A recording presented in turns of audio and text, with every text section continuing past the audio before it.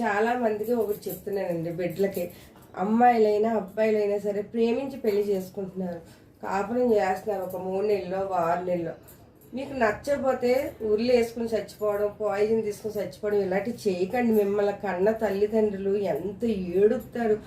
మీరు 9 నెలలు మిమ్మల్ని మోసి కని మీకు ఇన్ని సంవత్సరాలు వచ్చేదాకా మిమ్మల్ని కళ్ళల్లో పెట్టుకు చూసుకుంటారు. మీరు సెటిల్ అవ్వాలి అని వాళ్ళు కష్టపడి రోజు అంటుండదు.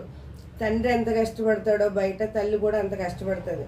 తండ్రి ఇచ్చిన డబ్బులతో ఇల్లు గడిపి అలా గడిపి మిమ్మల్ని చదివించి మీకు భవిష్యత్తు తేవాలి కట్టాలి ఎన్నో కళ్ళకంటారు తల్లిదండ్రులు.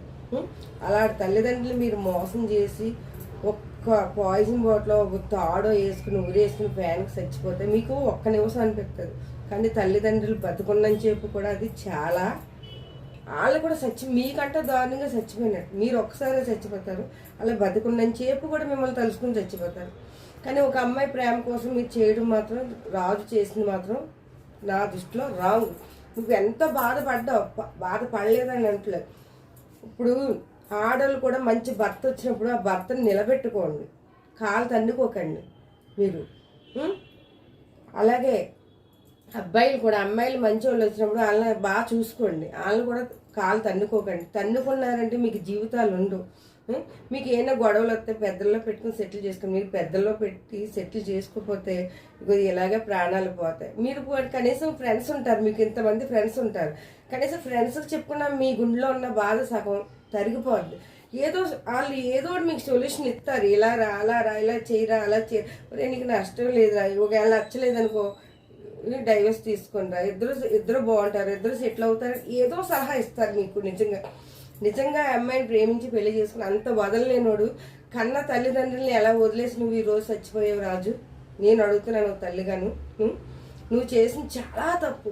నీ గురించి నీ ఫ్రెండ్స్ నువ్వు పాడిన పాటలు యూట్యూబ్లో నిజంగా రాజు నీ సాంగ్స్ నీ యాక్టింగ్ చూస్తుంటే నిజంగా అంత బాగా చేసావు.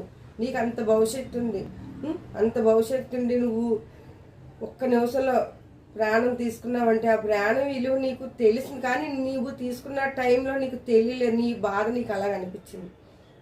కానీ నువ్వు చచ్చిపోయినా నీ భార్య నీ దగ్గరికి రాలేదు, నిన్ను చూడలేదు. అలాంటి దాని మీద నీకు ప్రేమ, అలాంటిది కావాలా నీకు?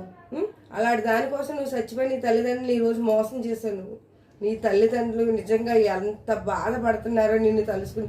నీ తల్లిదండ్రులలాగే నీ ఫ్రెండ్స్ కూడా నిజంగా తలుసుకున్న రోజు అంటూ లేదు. నువ్వు చచ్చిపోయిన రెండో తారీఖు కానించి నిజంగా నీ ఫ్రెండ్స్ నిజంగా ఎంత బాధపడుతున్నారు. నేను యూట్యూబ్లో చూస్తున్నాను నీ ఫ్రెండ్స్ అందరినీ కూడా ఏ బెడ్లో